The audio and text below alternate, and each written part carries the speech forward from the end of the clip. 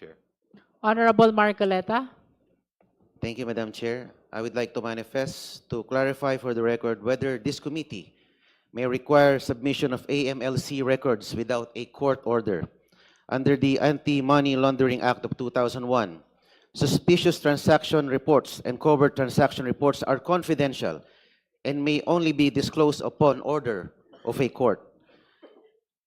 Maliwanag po na wala pong clear statutory authority allowing disclosure of AMLC data to a congressional committee without judicial authorization, notwithstanding subpoena powers as guided by Sabio versus Gordon.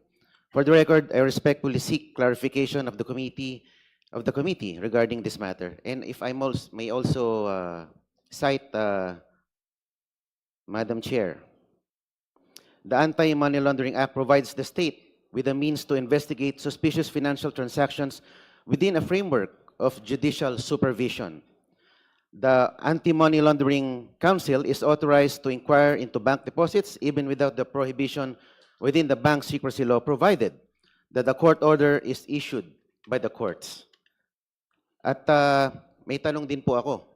I will just paraphrase it into a manifestation since I'm not allowed to raise questions.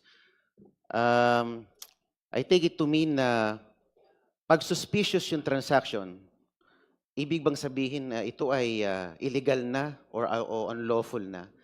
Para kasing ganun lumalabas. Pag ito'y tinag na suspicious, agad-agad itong piniprejudge na as if it's an illegal or unlawful transaction.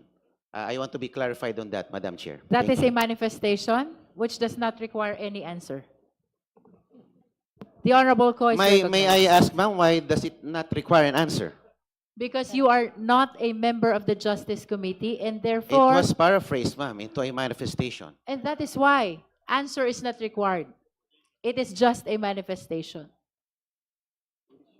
If I require an answer, then I'm allowing you already to raise a clarificatory question.